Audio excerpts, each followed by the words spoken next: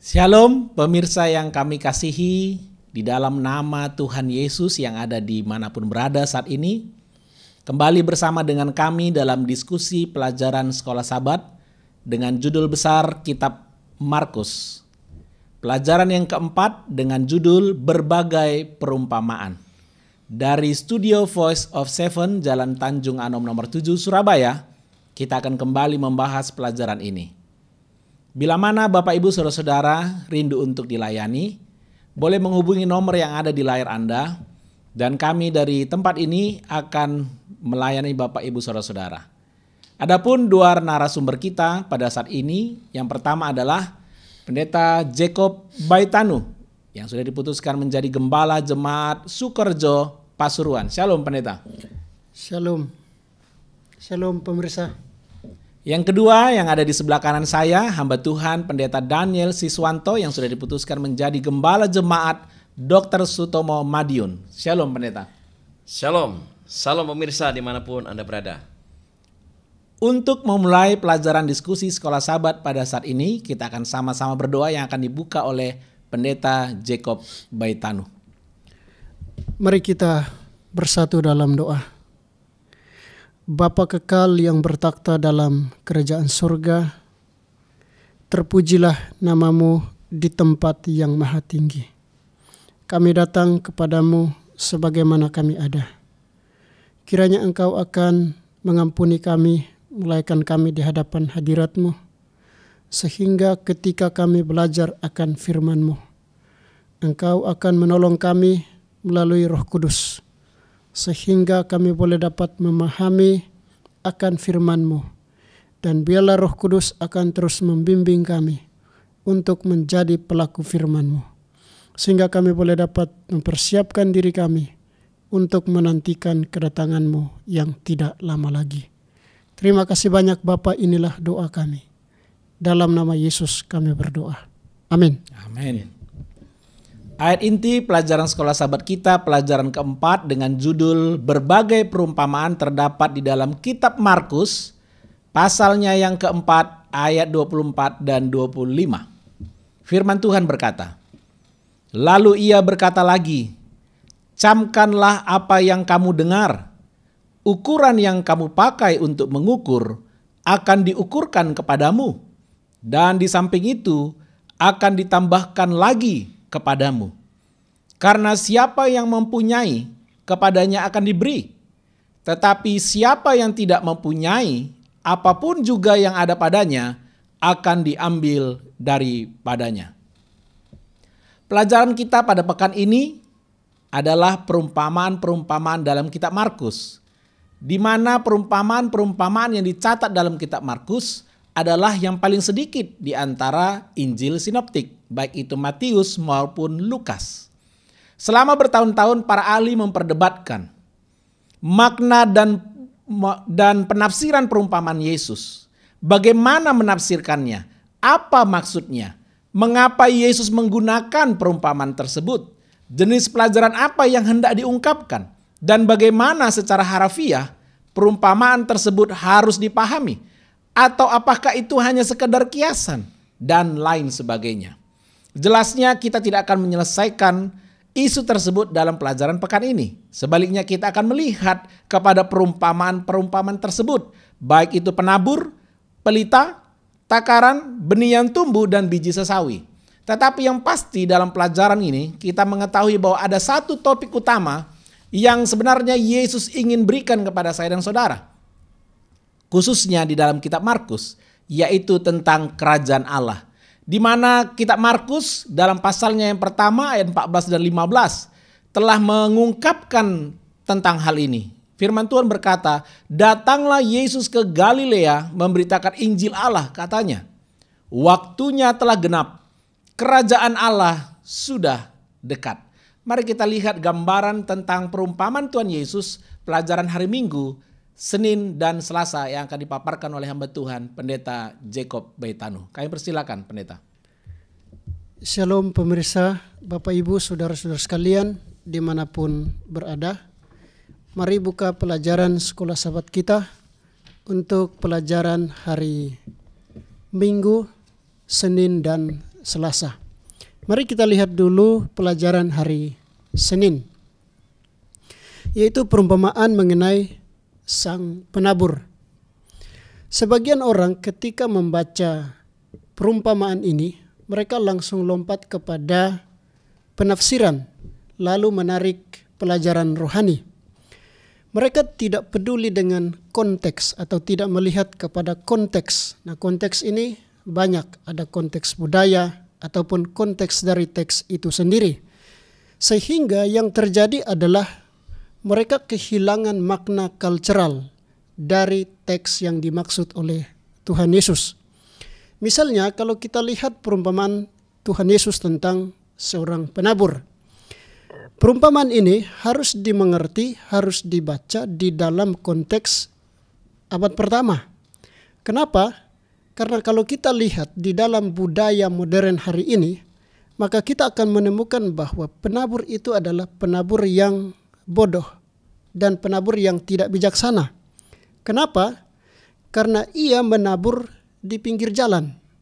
Sebagai seorang petani, seharusnya dia tidak boleh menabur di pinggir jalan. Karena nanti diinjak-injak orang. Benih itu bisa tumbuh tapi diinjak orang dan bisa mati.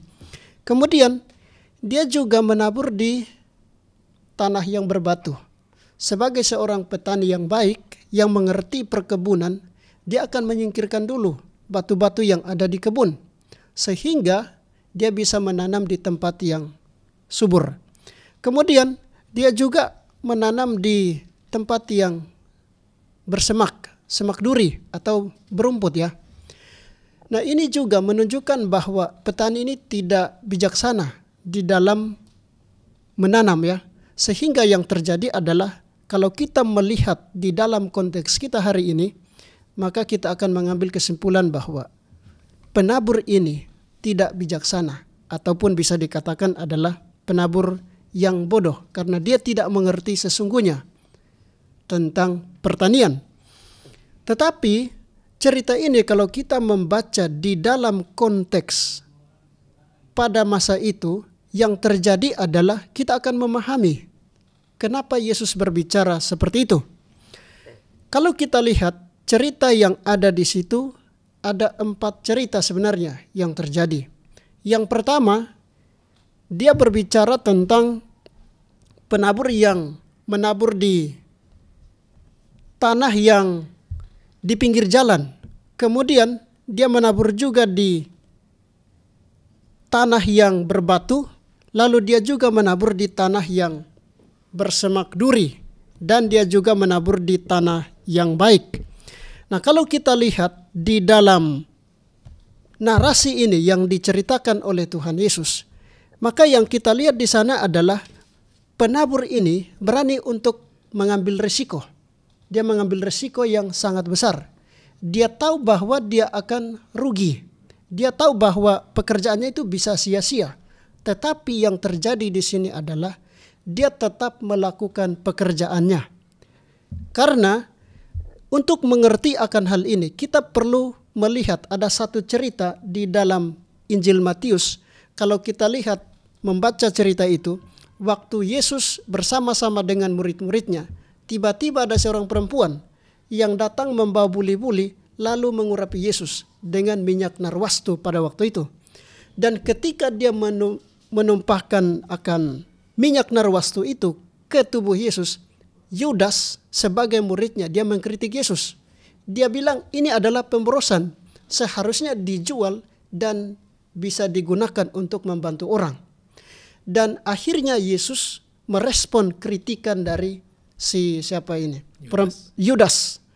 Dan Yesus bilang apa yang dilakukan oleh perempuan ini akan selalu diingat oleh Tuhan pada waktu itu.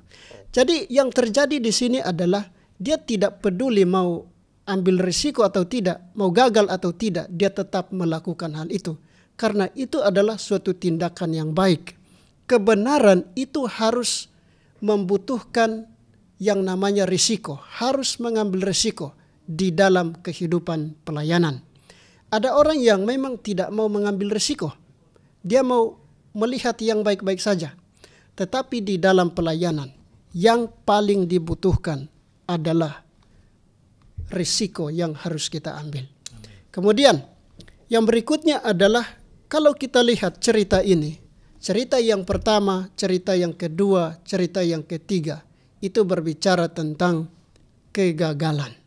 Itu kegagalan. Tetapi cerita yang keempat dibungkus dengan kesuksesan. Jadi poinnya adalah dia tahu bahwa memang dia mungkin akan gagal, tetapi dia akan bersuka cita. Karena tidak semua usahanya tidak akan harus pasti akan berhasil. Kemudian kalau kita lihat di pelajaran hari Senin, Yesus menafsirkan perumpamaannya sendiri. Nah, kalau kita lihat setelah Yesus mengajar dalam perumpamaan, maka yang terjadi adalah dia menjelaskan akan perumpamaan itu kepada sekelompok orang. Karena waktu dia berbicara, banyak orang yang mendengar.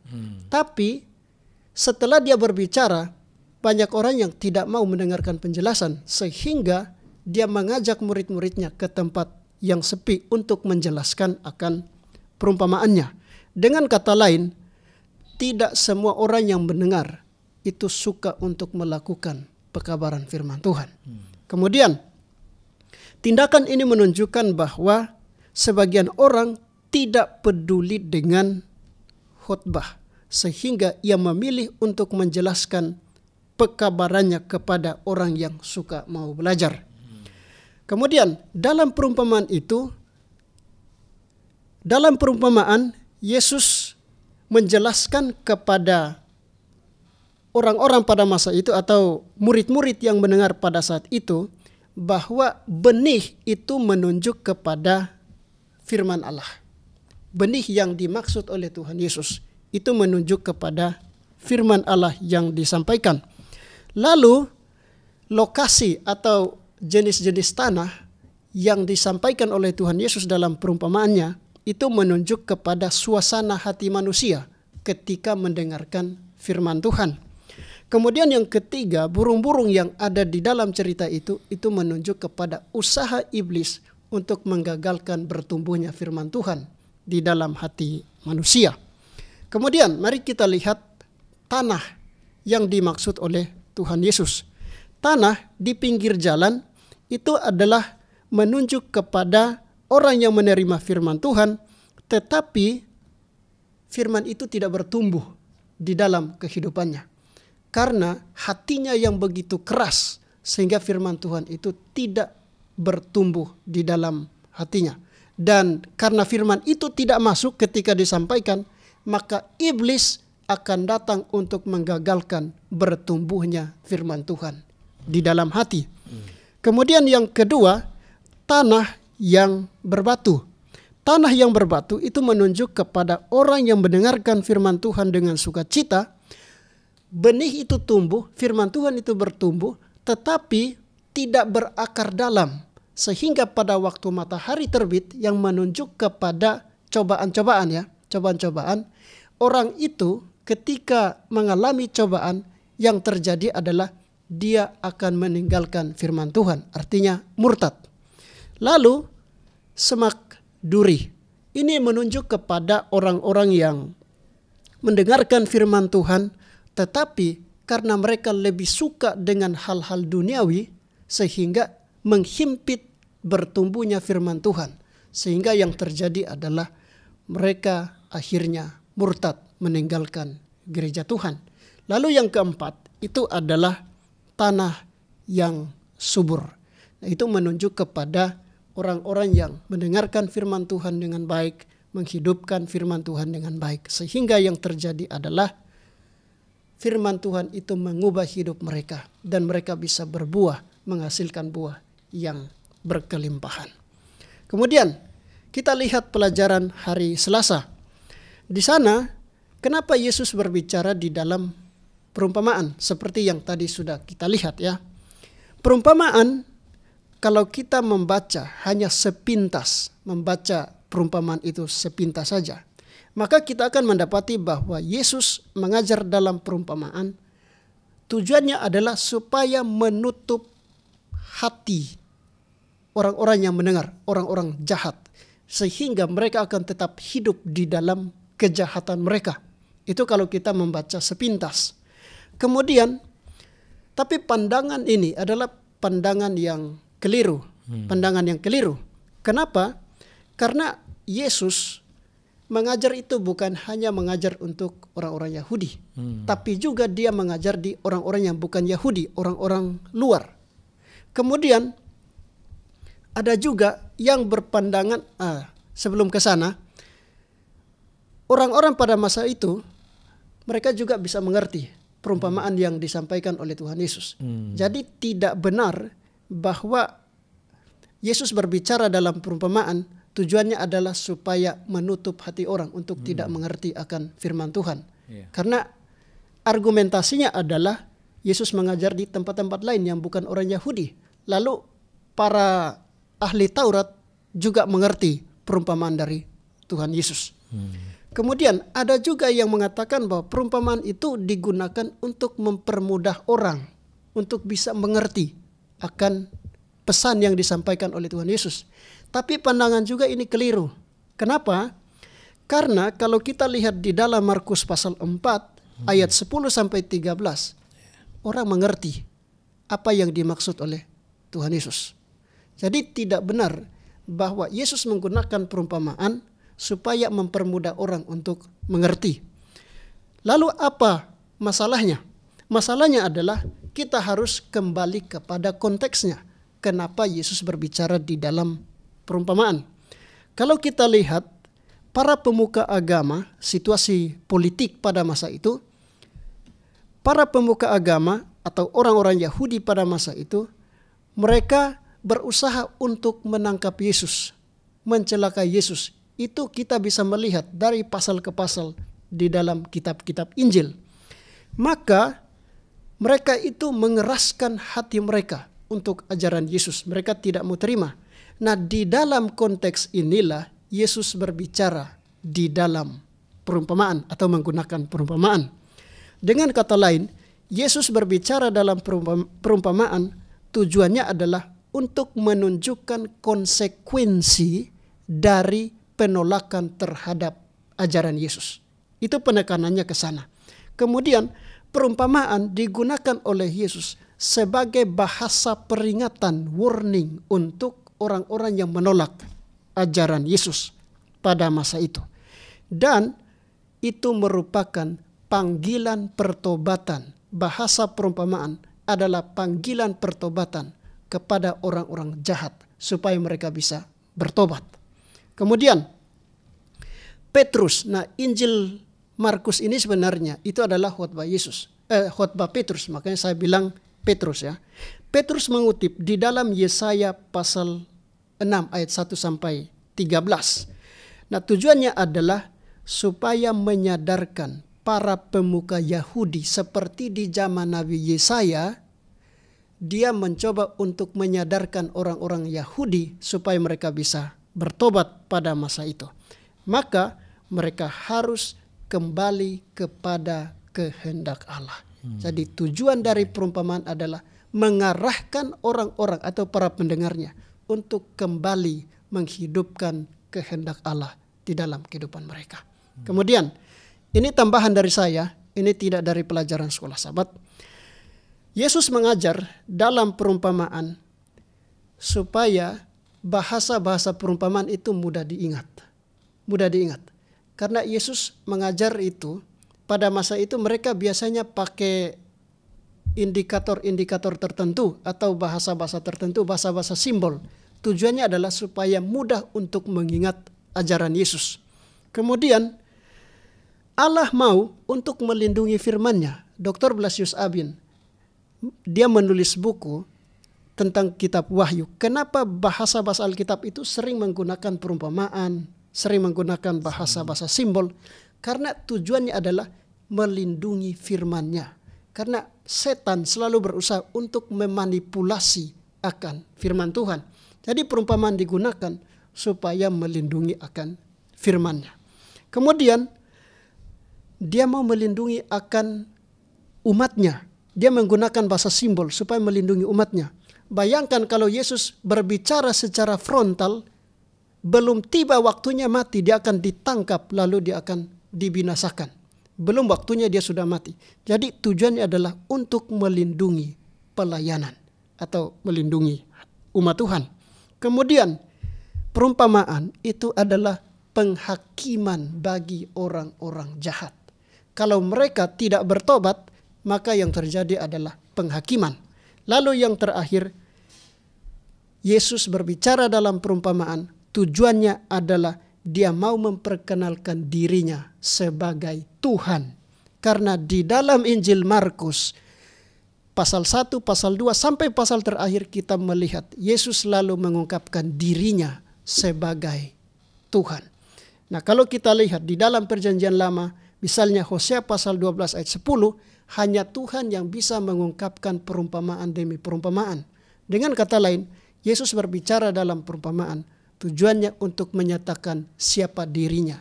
Dia adalah Allah. Itu poin utamanya seperti itu.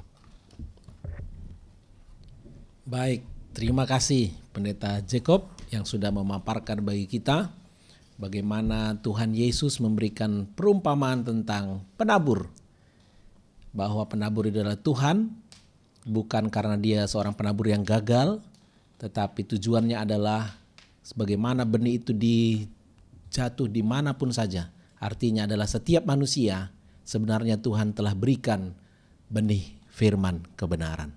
Bagian kita adalah untuk memilih. Itu sebabnya mari menjadi bagian seperti ketika Yesus mengungkapkan perumpamaan kepada semua orang.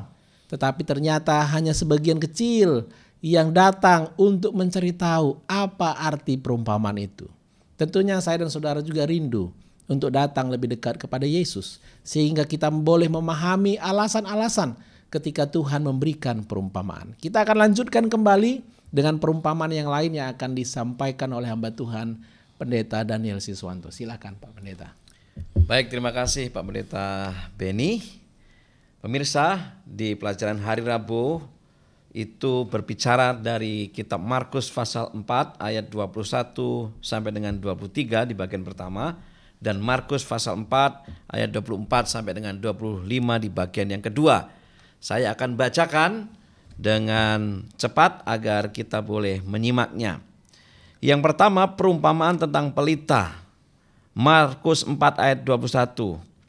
Lalu Yesus berkata kepada mereka, orang membawa pelita bukan supaya ditempatkan di bawah gantang atau di bawah tempat tidur, melainkan supaya ditaruh di atas kaki dian. Ayat 22, sebab tidak ada sesuatu yang tersembunyi yang tidak akan dinyatakan, dan tidak ada sesuatu yang rahasia yang tidak akan tersingkap. Barang siapa mempunyai telinga untuk mendengar, hendaklah ia mendengar. Nah, saudara-saudara sekalian, menarik apa yang mau disampaikan oleh Yesus. Bagaimana seseorang mempunyai pelita? Apa fungsi daripada pelita itu? Tentu adalah untuk menerangi, untuk memberikan cahaya. Tetapi perumpamaan ini diberikan oleh Yesus yang katanya dikatakan di sana tidak boleh di bawah gantang atau disembunyikan. Apa sebenarnya yang mau disampaikan oleh Yesus? Kita tahu bahwa pelita ini adalah penuntun. Dalam kitab Mazmur dikatakan, firman-Mu adalah pelita bagi kakiku. Firman itu adalah penuntun. Artinya pelita itu memang harus secara fungsi harus dinyatakan begitu ya. Kita punya pelita tapi kalau kita simpan ya nggak ada gunanya juga, nggak menjadi manfaat bagi orang lain. Nah, yang mau disampaikan oleh Yesus di sini adalah pelita adalah untuk memberikan penerangan. Jadi harus ini memberikan penerangan. Lalu ketika pelita itu ternyata tidak sesuai dengan fungsinya, buat apa? Dan inilah yang disampaikan oleh Yesus. Anda punya pelita tapi disimpan, buat apa? Sekarang bagi kita, apa pelita yang kita miliki? Sebagaimana firman Tuhan, kebenaran yang sudah kita miliki, maka itu harus kita pancarkan. Nggak boleh kita sembunyikan. Makanya kalau kita sembunyikan, Yesus akan bertanya, ngapain kamu sembunyikan? Kamu kan sudah tahu kebenaran. kamu sudah tahu tentang hari Sabat, kamu sudah tahu tentang hukum-hukum, bagaimana kita harus berbelas kasih dan seterusnya. Tidak boleh itu kita sembunyikan. Harus kita keluarkan. Atau dalam pelajaran kita ini kita harus tempatkan pada porsinya, yaitu di tempat yang orang lain bisa lihat, yaitu ditaruh di atas kaki Dian. Amin. Bukan di bawah gantang. Mungkin pertanyaan bagi kita, jangan-jangan saya enggak punya pelita. Ya kan? Kalau kita enggak punya pelita ya wajar lah. Bagaimana kita mau menjadi berkat kalau kita enggak punya pelita? Masalahnya pelita ini sebagaimana tadi Pendeta Benny telah sampaikan dan Pendeta Yakub telah berikan di perumpamaan tentang benih, kan sudah ditebar semua itu. Kebenarannya sudah disebarkan kepada semua orang. Setidaknya kita menangkap akan kebenaran itu. Dan sekarang kita sudah punya kebenaran itu. Kebenaran itulah pelita bagi kita. Dan ketika saya sudah menerima kebenaran itu, jangan disimpan. Kita harus berikan. Jadi di bagian pertama tentang pelita ini adalah menjelaskan perumpamaan ini agar merujuk pada rahasia yang dibukakan, rahasia yang tersingkap. Jadi jangan disimpan. Saudara punya kasih, bagikan. Saudara punya kebenaran, bagikan. Saudara tahu hukum, bagikan.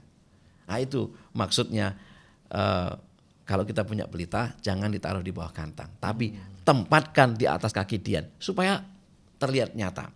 Lalu bagian yang kedua di hari Rabu ini berbicara tentang ukurannya, ayat 24. Lalu ia berkata lagi, camkanlah apa yang kamu dengar. Ukuran yang kamu pakai untuk mengukur akan diukurkan kepadamu. Dan di samping itu akan ditambah lagi kepadamu. Karena siapa yang mempunyai, kepadanya akan diberi. Tetapi siapa yang tidak mempunyai, apapun juga yang ada padanya akan diambil daripadanya. Ada banyak ilustrasi yang bisa kita terima ini kalau kita compare dengan tulisan-tulisan yang lain. Misalnya di dalam kitab Perjanjian Lama disebutkan umatku binasa karena kurang pengetahuan, ya kan? Kemudian di Perjanjian Baru Rasul Paulus memberikan gambaran, paling tidak kita punya 1 talenta atau 1 karunia, maka itu kita harus gunakan. Kalau enggak diambil. Artinya Bapak Ibu yang dikasih Tuhan, pemirsa dimanapun Anda berada, Yesus memberikan yang terbaik untuk kita. Kita sudah mendapatkannya. Kalau yang terbaik dari Yesus sudah kita terima, lalu kita tidak berikan itu juga kepada yang lain, ini bahaya. Ini akan diambil.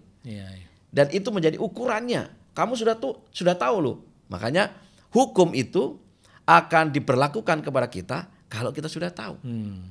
Kalau kita nggak tahu, hukum itu sebenarnya tidak mempunyai makna sama sekali. Sama seperti saya mau mendisiplin anak saya, tapi kalau anak saya belum pernah tahu apa dasar disiplinnya dan kenapa saya didisiplin, itu seperti sia-sialah. Artinya anak itu nggak akan bertumbuh. Jadi perumpamaan tentang ukuran ini juga menjadi penting bagi kita.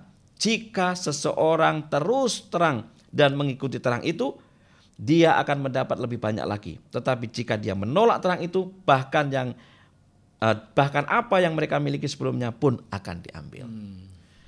Ukuran yang kita pakai adalah apa yang sudah kita ketahui. Demikian juga ukuran apa yang sudah kita ketahui kita harus bagikan kepada yang lain. Kemudian di pelajaran hari Kamis, perumpamaan tentang benih yang bertumbuh dari Markus pasal 4 ayat 26 sampai dengan 29. Saya juga akan bacakan supaya kita tidak salah mengerti ya. Markus 4 ayat 26 sampai dengan 29. Lalu kata Yesus, beginilah hal kerajaan Allah itu seumpama orang yang menaburkan benih di tanah. Lalu pada malam hari ia tidur dan pada siang hari ia bangun. Pada benih itu mengeluarkan tunas dan tunas itu makin tinggi. Bagaimana terjadinya tidak diketahui orang itu. Bumi dengan sendirinya mengeluarkan buah, mula-mula tangkainya, lalu bulirnya, kemudian butir-butir yang penuh isinya dalam bulir itu. Apabila buah itu sudah cukup masak, orang itu segera menyabit sebab musim menuai sudah tiba. Pesan yang mau disampaikan dalam perumpamaan tentang benih ini adalah proses pertumbuhan. Bapak Ibu pemirsa dimanapun Anda berada, sebagaimana ilustrasi yang digunakan oleh sistem pertanian ini, petani ini hanya menaburkan benih, lalu nyiramin, lalu mempersiapkan pupuknya dan seterusnya. Tetapi petani tidak pernah bisa memberikan pertumbuhan. Dalam hal ini, proses pertumbuhan adalah Allah yang berkarya. Itulah karya Allah. Bagaimana dengan aplikasi yang kita mau bagikan? Ketika kita menerima kebenaran firman Tuhan, lalu kita sampaikan kepada orang lain, entah orang lain yang menerima itu di atas tanah yang subur, di atas semak-semak, di batu atau di jalan, sekecil apapun benih itu, ketika kita sudah mencoba bersaksi, memberikan kebenaran ini kepada orang lain, maka pertumbuhannya adalah karya Tuhan. Amin.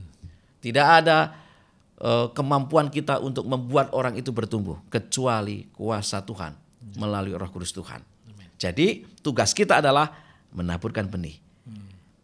Ya, menaburkan benih dan menaburkan benih. Memupuk oke, memberikan proses untuk memberikan air oke, menggemburkan tanah oke, memang tugas kita. Tetapi pertumbuhan adalah proses yang memang itu adalah karya Allah.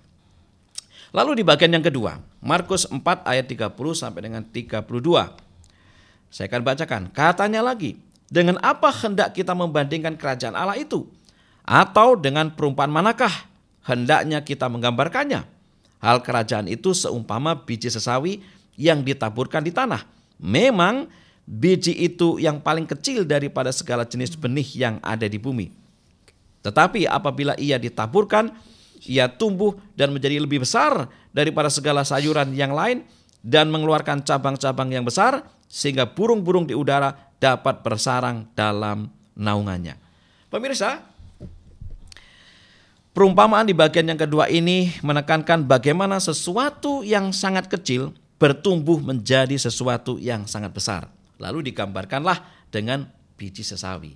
Biji sesawi sebenarnya bukan salah satu biji yang paling kecil, bukan. Tetapi dia tergolong biji yang kecil. Namun ketika biji ini mulai bertumbuh, ini bisa menjadi sangat besar. Bahkan di sekolah sahabat kita dikatakan bisa tumbuh sampai sekitar 3 meter. Sampai burung-burung bisa bersarang di sana, bernaung di sana. Luar biasa. Dan itu adalah karya daripada Tuhan. Firman Tuhan yang kita bagikan, yang mungkin orang pikir, bisa enggak ya ini diterima? Bisa bertumbuh apa enggak ya? Kadang-kadang kita pesimis di sana. Tetapi kalau Tuhan sudah berkarya, Roh Kudus sudah menerangi hati si penerima itu bisa bertumbuh, itu bisa menjadi revival yang sangat luar biasa bagi si penerima. Amin. Kemudian dikatakan di sini juga poin yang Yesus juga akan sampaikan adalah tentang kerajaan Allah. Kan tadi hal kerajaan Allah itu seperti biji sesawi. Kerajaan Allah awalnya dimulai hanya dari Yesus bersama dengan 12 muridnya. Tetapi hari ini kekristenan itu sudah sangat luar biasa. Lebih dari 31% kekristenan di dunia ini. Artinya sudah bermiliar-miliar. Dimulai dari Yesus, dimulai dari 12 murid, dimulai dari 70 murid dan yang lainnya. Artinya kita nggak pernah bisa berharap mendapatkan sesuatu yang besar tanpa memulai satu langkah yang kecil. Bapak Ibu yang dikasihi Tuhan, tugas kita adalah memberikan kebenaran ini, benih ini. Sementara kita memberikan benih ini, firman Tuhan yang kita sampaikan ini, kita terus berdoa. Tuhan berkarya, karena pada akhirnya seluruh hal kerajaan surga ini adalah karya Tuhan. Kepada siapa yang merespon, itulah yang akan menjadi berkat. Kepada siapa yang menolak, itulah yang akan menjadi bagiannya yang pada akhirnya menjadi kutuk. Perumpamaan ini mengajak kita, memberikan pengertian kepada kita. Berbagai cara dilakukan oleh Yesus agar keselamatan ini bisa sampai kepada saya dan saudara dimanapun berada. Kurang lebih itu Pak Pendeta. Baik, terima kasih kepada hamba Tuhan Pendeta Daniel yang saya yakin sudah sangat jelas bagi kita, baik itu pelita, gantang, ukuran, ya. tentang benih yang bertumbuh dan juga tentang biji sesawi yang kecil. Ini semua adalah tujuan Tuhan adalah tentang kerajaan Allah. Dan bagian kita juga adalah sebagai rakyat kerajaan Allah. Pilihan mana yang akan kita buat? Hanya menyimpan berkat itu atau membagikannya? Kalau disimpan dengan jelas melalui perumpamaan yang sudah dijelaskan. Apapun yang kita telah terima kalau kita tidak bagikan kembali itu justru akan hilang dari kita, diambil. Tapi ketika kita bagikan itu akan berlipat kali ganda. Pilihan ada pada saya dan saudara. Baik, untuk menutup pelajaran kita akan dengarkan dari para narasumber kita. Untuk statement penutup, kami persilakan yang pertama Pendeta Jacob Baitano. Baik, terima kasih. Kita sudah melihat pelajaran sekolah sahabat kita sejauh ini. Yang saya mau katakan bahwa Yesus berbicara dengan menggunakan perumpamaan. Dan dalam hal ini kita melihat beberapa perumpamaan seperti seorang penabur yang menabur benih di tempat yang berbeda-beda. Tetapi dia juga sangat mengharapkan benih itu bertumbuh. Dan kalaupun benih itu bertumbuh, banyak tantangan yang akan dihadapi oleh umat-umat Tuhan. Tapi yang paling penting adalah harus berserah sepenuhnya kepada Tuhan. Dan Roh Kudus yang akan memampukan setiap orang untuk bisa bertumbuh. Kita tidak bisa membuat orang setia kepada Tuhan. Itu hanya Roh Kudus. Dan Yesus berbicara dalam perumpamaan. Tujuannya adalah memanggil orang-orang yang belum setia dengan sungguh-sungguh. Supaya terus belajar firman Tuhan, memanggil mereka untuk bertobat. Dan lebih daripada itu, Yesus berbicara dalam perumpamaan. Dia mau menyatakan dirinya sebagai Tuhan. Amin. Baik, terima kasih Pendeta Jacob. Yang berikutnya statement penutup dari Pendeta Daniel. Baik, pemirsa, hal yang paling penting bagaimana kita menerima perumpamaan itu. Bagaimana kita mengaplikasikan perumpamaan itu. Kita telah menerima kebenarannya. Sekecil apapun, ketika kita menerima kebenaran itu akan meledak.